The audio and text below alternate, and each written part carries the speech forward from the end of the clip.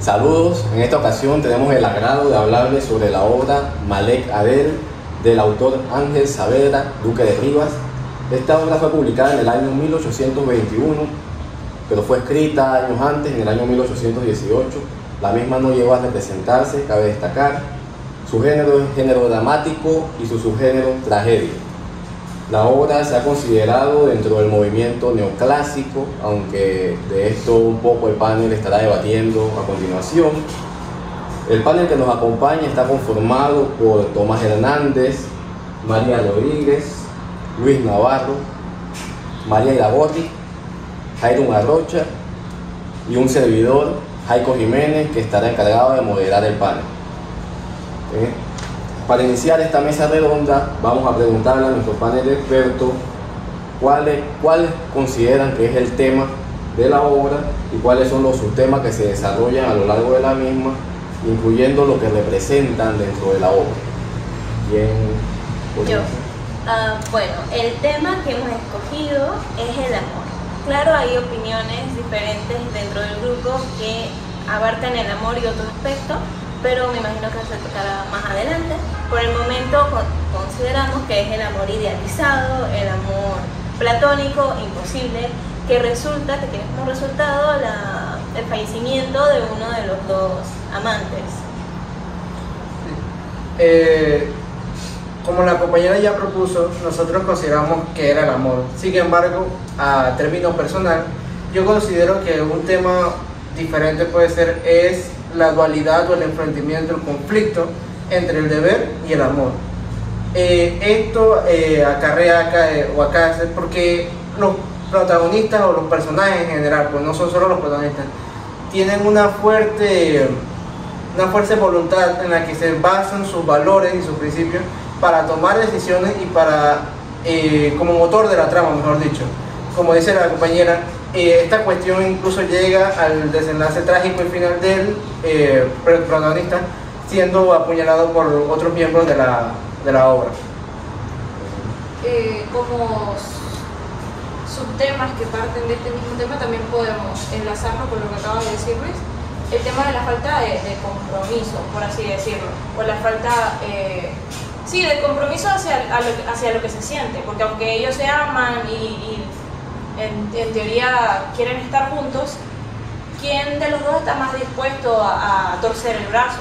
Porque él quiere que ella vaya con él y le da la oportunidad, le dice que puede profesar allá su religión, pero esta no está dispuesta a ceder. Entonces, aunque él le está planteando una posibilidad en la que ella no tiene que abandonar su propia religión, pero puede vivir con él y ser feliz, entre comillas, ella no accede a esto. Entonces ella lo quiere, pero no está dispuesta a poner su amor por encima de su religión.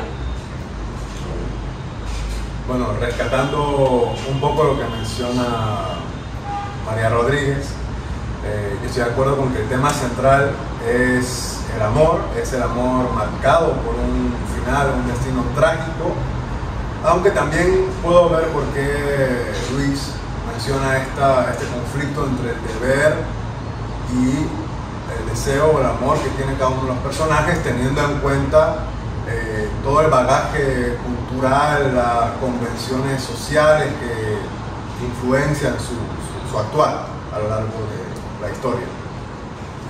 Bueno, yo pienso de que, tocando un poquito el tema que mencionó María Iragorri, que era el tema de la religión, pues también podemos abordar un subtema como es la religión, los problemas políticos que se abordaban en esta época, que se pueden ver en la obra con las diferentes facciones que hay, las diferentes religiones, las diferentes, pongamos tal vez ideologías, tal vez que tenían los personajes, y que mediante esos conflictos que hubo se puede representar lo que sucedía en esa época del siglo XIX. Perfecto. Sí. Bueno, siendo que ya hemos un poco abarcado esta parte de los temas y los subtemas, ahora quisiera conocer un poco qué aspectos ustedes consideran que aparecen en la obra de los periodos neoclásicos y románticos, de los periodos artísticos romántico y neoclásico de la España de la época. Bueno, un aspecto que se menciona bueno, no que se menciona directamente, pero sí se puede ver por el contexto de hacer la obra en el contexto de las cruzadas. En esta época, específicamente en el romanticismo, se tenía como bastante interés en explorar los temas medievales, los conflictos de reinos, o sea, todo este conflicto medieval, pero tenían ese interés, y el hecho de que hagan como esa... Que lo pongan como ese escenario. Ajá, lo pongan como ese escenario, e incluso también se hace mención de Lusignan en referencia a un rey verdadero que existió, que se llamó Guido de Lusignan. Guido de Lusignan, que fue un verdadero rey de Jerusalén y que también estuvo dentro de este contexto de las cruzadas. Bueno, tocando un poco la primera pregunta, una característica propia del romanticismo es que la trama por lo general es amorosa, ¿no? Entonces vemos que tiene una relación esto del amor imposible con las características románticas del teatro español del siglo XIX. Como podríamos plantearlo, hay ciertas diferencias o discrepancias en el hecho de señalar un solo movimiento como que abarque esta obra. Nosotros habíamos interpretado, porque si bien cuando investigamos y demás, muchas personas lo ubican, o muchos críticos lo ubican en un movimiento o en otro, ya sea en el clasicismo o romanticismo, pero nosotros consideramos que esto se debe a que ella está ubicada como en un periodo de transición. Por lo tanto, decir que es únicamente romanticismo no sería adecuado, sino que nosotros consideramos que tiene tanto algo de romanticismo y algo de neoclasicismo. Algo de neoclasicismo podemos decir que, por ejemplo, tiene el efecto de que está escrito en un solo estilo, en verso, o en prosa como se estilaba en ese tiempo, mientras que en el romanticismo a veces se combinaban ambas cosas. Sin embargo, esta solo está escrita en verso. Otra cuestión que no compete entonces al neoclasicismo es que la obra como tal no tiene un fin didáctico de enseñanza como era en esa época. Yo solo quiero mencionar algo con respecto a lo que dijo Luis, es que a pesar de que está escrita en verso, es verso asonante, y este tipo de rima es característica de las obras escritas en verso en el romanticismo, o sea que es una mezcla de los dos. Bueno, como mencionó Luis, cuando estábamos haciendo las investigaciones, había autores que mencionaban que la obra se consideraba dentro del movimiento neoclásico, otros consideraban que tendía más al romanticismo. Nosotros discutimos por un tiempo bastante extenso las diferentes características que identificábamos, como los temas, la propia estructura externa de los actos, que en el movimiento neoclásico los actos eran 3 actos, acá en el romanticismo no, se supone que se rompe con esa estructura rígida de los actos, de las unidades aristotélicas. Entonces acá desde el punto de vista estructural vemos que la obra está compuesta en 5 actos, pero que respeta bastante las unidades aristotélicas. La obra sucede casi que en un solo lugar, solamente el último acto tiene un lugar diferente. Los personajes por escena la mayoría de las veces no son muy numerosos, y cuando son numerosos no todos tienen una participación muy activa, y otros aspectos que ya mencionaron los compañeros sobre los temas. Entonces realmente nosotros consideramos que identificamos la obra, como bien dijo Luis, como una obra plenamente de transición del neoclasicismo al romanticismo.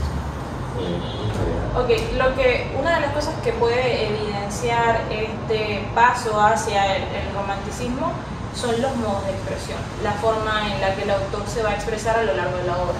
Lo que caracterizaba propiamente al neoclasicismo, que es esta sobriedad, no digamos que falta, pero sí se usa en menor cantidad este lenguaje decorado, estas metáforas elaboradas, se utiliza un lenguaje mucho más claro. Acá va a ir cambiando, y sí hay metáforas que van a expresar esa intencionalidad, ese yo, ese sentimentalismo que es propio del romanticismo y no del neoclasicismo.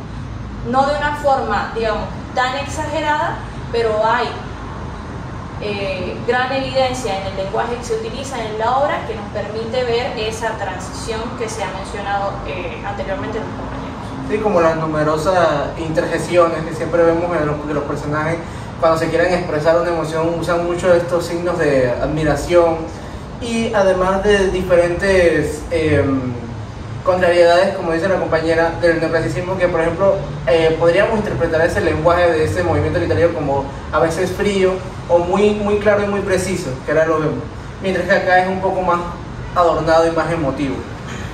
Bueno, para agregar un poco a lo que estaba diciendo Tomás acerca de las unidades, también el tiempo, porque la obra ocurre en la madrugada y termina en la medianoche, exacto, entonces cumple con las 24 horas de trama. Y otra característica fundamental del romanticismo esta vez es que se tiende a ocurrir los actos en lugares lúgubres.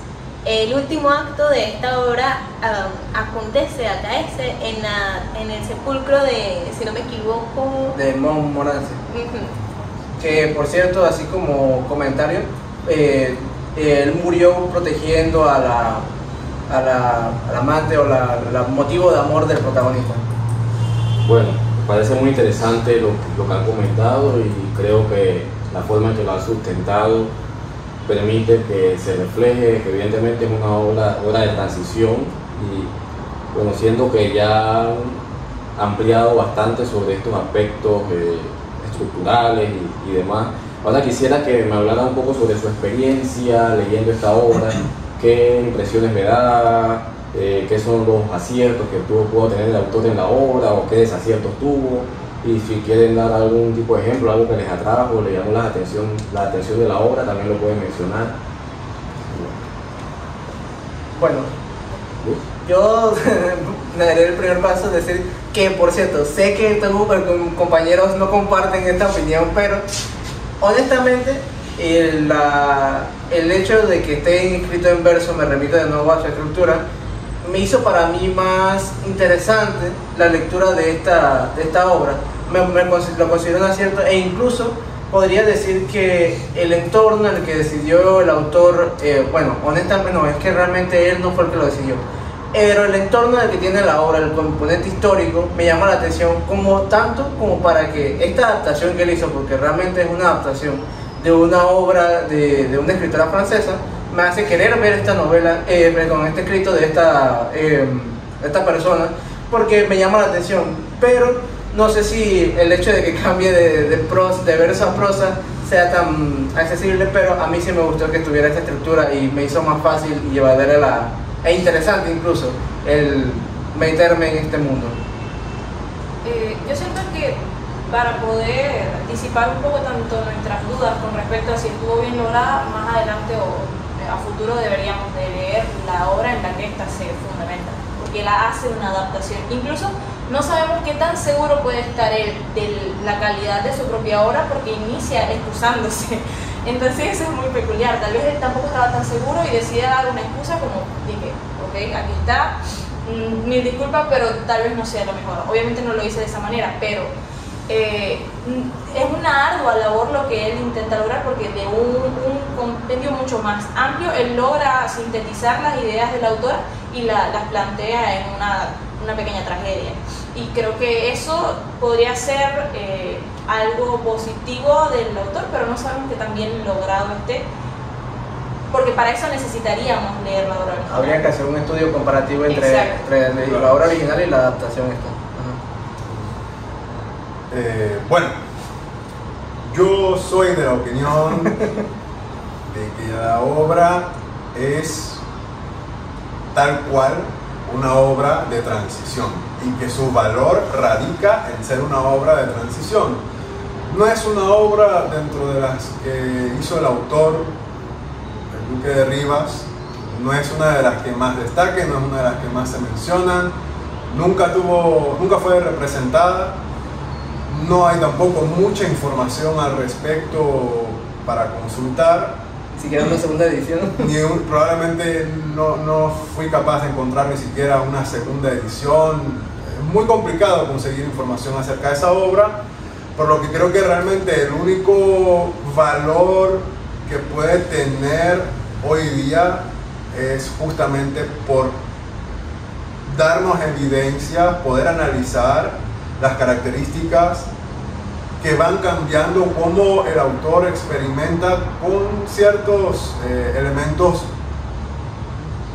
nuevos que van a ser más reconocidos dentro del movimiento romántico.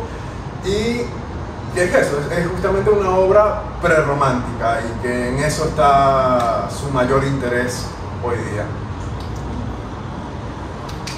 Bueno, comparto la opinión de Tomás en casi todos los aspectos.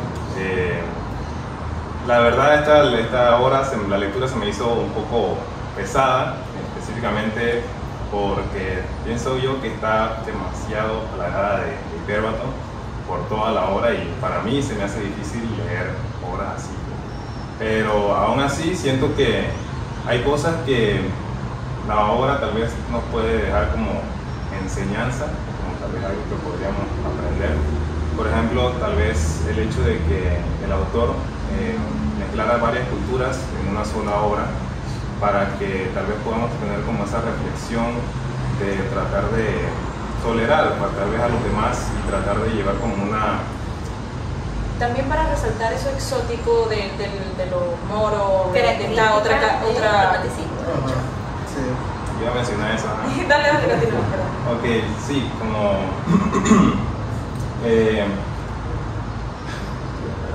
Como había dicho Iragorri, lo exótico, que es una característica del romanticismo. Como lo exótico es una característica del romanticismo, y aparte también que tengamos como esta comprensión hacia aquellos que tal vez no son iguales a nosotros, porque en la obra sabemos de que tienen varios conflictos por su religión, por su ideología, por el país de donde son, y tal vez pienso que eso puede ser una pequeña enseñanza que nos deje la obra. Bueno, para concluir con los aspectos, con la apreciación, me pareció bastante curioso porque nosotros como grupo anteriormente ya habíamos leído El Cid de las Niñas, que es una obra neoclásica con atisbos del romanticismo, y bueno, acá nos vamos ya a la misma transición, ¿no? Y vemos características de ambos periodos inmersas en la misma obra. También fue interesante plantear acerca de alguna enseñanza moral, así como se hacía en el neoclasicismo, porque sí tuvimos la discusión con respecto a lo que decía Jairon, para ver si había algún personaje que tenía el papel del tutor, del sabio, que sí los hay, o sí lo hay, si existe dentro de la obra ahí, como que quiere y no quiere, pero si no a la misma calidad o el mismo nivel que se vería no en podemos una obra comparar. Exacto, si lo comparamos con Don Diego del Cid de las Niñas, pero no llega. O como Hermógenes de la Nueva Comedia. Es que en esta obra los personajes, incluso los propios personajes protagonistas, son más bien planos. No hay realmente personajes que tengan redondez en su desarrollo. Es una obra que a mi parecer es bastante insípida. La verdad, repito, para mí el valor que tiene la obra es poder evidenciar esos elementos de transición. Y quizás alguno que otro elemento interesante, alguno que otro verso que, como en el que Malek le dice a Luciñano de que igual, ¿qué vas a hacer con esa espada, ese acero tuyo? Ni miedo me dio cuando estábamos en batalla. Exacto, porque básicamente eso fue lo que le dijo, porque Luciñano se acercó a él con la espada desenvainada. Pero recordemos que en la obra, en este contexto, Malek estaba como digamos, entre comillas, un invitado, porque había una tregua pactada, entonces él no tenía por qué temer que fuera herido dentro de los muros del castillo en el que se encontraba. Entonces él le dijo, no tiene sentido que quieras tratar de impresionarme con tu orgullo, con tu arma, porque en este contexto, en esta situación, no me da miedo, porque no me da miedo ni siquiera en el campo de batalla, así que... Claro, entonces ese tipo de elementos, o por ejemplo también el de cómo parecen mostrar a ese otro exótico, ese musulmán, ese moro, como incluso más racional, más dispuesto a la paz, a negociar, a pactar, que por ejemplo el rey cristiano. o los cristianos en general, que estaban más como no, tenemos que luchar contra ellos, tenemos que acabar con Sí, con que ellos. Ricardo era el que decía que mientras que tuviera la fuerza para asir la espada, para él todo eran batallas, cuanto más mejor. Eso podría ser una especie de crítica a la postura de los españoles en contra de los moros. El comportamiento que tenían ellos hacia, o sea, de si los moros eran realmente, en la obra son un poco más, como tú que mencionaste, racionales. Sí, como en cambio racionales, más- los religiosos son un poco más de que hay que matar a los moros. menos diplomáticos. Sí, son menos diplomáticos. Está más Y preparado. digamos que eso no es tan común, sino que el escenario normalmente se plantea al revés, como que los malos son los moros y los buenos son los cristianos. Claro, y yo creo que ahí está interesante que, como en otras obras neoclásicas que hemos podido leer, como las cartas marruecas de Cadalso, también se presenta a personajes exóticos, fuera orientales, como más racionales o que pueden observar y reflexionar con mayor objetividad o mansedumbre acerca de una cultura diferente que las personas que pertenecen a esa propia cultura. Bueno, para cerrar, yo le estaba dando vueltas a este tema y quizá lo dejemos para después porque toca algo que nosotros no vemos en la universidad. Enseñanza que reflexiva ya. que es esto de los 3 días que le dan a Malek para convertirse al cristianismo. 3 días exactamente, me parece que puede ser alguna simbología, algún simbolismo de los 3 días que tomó Jesucristo para resucitar. Así que no sé, esto no se da en la universidad, así que no podemos abordar en esto, pero sí sería podría interesante, tener sentido sería que interesante. fuese algo Incluso en relacionado. otros escritos de la literatura tal vez exista también esta referencia al número 3. Evidentemente, sí. Otra cosa, ya lo último. Algunos aspectos puntualmente también que tal vez no logramos ver o evidenciar en la misma obra es por el formato, es teatro. Entonces tal vez esta idealización de ciertas figuras femeninas o ciertas cosas que tal vez en las narraciones sí se nos permite evidenciar o observar, en el teatro no lo vamos a lograr percibir, porque allí esto está escrito para ser representado. En este caso esta no se representó, pero no nos iban a decir ella es bella y de tez clara, porque eso era lo que íbamos a ver. Sí, porque entonces, en este caso no podemos saber si esa característica la tenía o no puntualmente esta historia, porque no lo estamos viendo. Sí, porque no tiene este componente de la descripción como tienen otras narraciones, como novelas, por ejemplo. Sí se llega a hablar de Matilde como una mujer hermosa, al menos a los Sí, ojos sí. de Malek, Sí, como sí, lo sí, que sí, señalan. sí, Características Pero son, superficiales. sí, son características. Yo podría no decir entra que mucho- Dulcinea del Toboso es hermosa también y no quiere decir que sea verdad. no entra mucho en detalle, no se detiene en describirla. Exacto. Habría que ver si Por lo encaja mismo, con la porque belleza. Habría que ver, como bien mencionó Iragorri antes, qué diferencia hay entre esta adaptación que hace Duque de Rivas y la obra original en la que está basada, ¿no? De la que se traduce y de la que agrega alguna que otra cosa. Y ver, porque la otra es una novela mucho más extensa, el propio Duque de Rivas lo admite, que a lo mejor en el tratar de recortar muchas cosas pudieron salir perjudicadas. Quizás ese tipo de elementos son de los que salieron perjudicados. Bueno, creo que la conversación ha sido bastante enriquecedora y abarcadora también. Y por lo que he escuchado, a pesar de que se ha dicho de que es una obra de transición que quizá no haya destacado en su momento como se hubiese querido, me parece que por lo que se ha conversado aquí sí hay muchos elementos que permiten una discusión, que permite ver y apreciar esa transición de un movimiento artístico de la época a otro, que es del neoclásico al romanticismo. También podemos ver que desde el punto de vista estructural, también el autor presenta elementos bastante interesantes, válidos en cuanto a el verso como tal, las rimas asonantes que mencionaron, la musicalidad, incluso elementos, a pesar de ser una tragedia, elementos un poco cómicos, porque permite, quizás, no sé si sea la interpretación, pero sí parece que hay distintos tipos de elementos propios de una obra que conjuga o que juega o que genera cierto sincretismo entre dos movimientos. También creo que han mencionado directamente que existía un cierto de crítica social, principalmente en el aspecto religioso, quizá de la intolerancia que pudo verse. Sabemos que también dentro del contexto había mucha guerra, mucho conflicto y quizá algo de resentimiento entre los unos y los otros que dificultaba quizá el desarrollo de un amor entre personas que profesaban distintas creencias.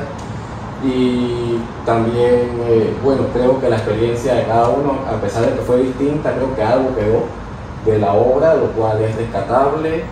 Y en ese sentido creo que se ha logrado algo, creo que enmarcar un poco una obra que quizá inicialmente no prometía demasiado, pero que no sé qué dice Tomás. Justamente sobre eso quería hacer una última intervención, que a pesar de que la obra no fue muy de mi agrado, no fue muy de acuerdo a mis gustos, siento que sí fue interesante y no me arrepiento de que hayamos tomado la decisión de analizar esta y no una de las más conocidas de él, justamente porque la obra nos permitió analizar y centrarnos en ver qué cosas conserva del movimiento neoclásico y qué cosas empieza a meter de lo que ya posteriormente será conocido como romanticismo. Y creo que ese ejercicio de realmente, en vez de simplemente agarrar una lista de características y decir, bueno, sabemos que esta obra está totalmente dentro del romanticismo, vamos a buscar esas características, fue el pensar y tener que debatir entre nosotros qué consideramos que entra o no dentro de las características de uno u otro periodo. Bueno, si han dicho lo anterior, creo que podemos concluir. Agradezco el trabajo que se tomó cada uno de analizar y estudiar a profundidad esta obra y de poder compartirlo aquí con nosotros en esta ocasión. Agradecemos también a las personas que nos observan y nos escuchan a través de esta pantalla y esperemos que esta pequeña conversación haya sido de su agrado y les sea en algún momento de utilidad. Muchas gracias y hasta la próxima. Chao. Corte. Excelente, ¿cuánto tiempo? Se nos va la vida, y esa es la verdad. Los años que pasan, eso nunca volverá. Bueno,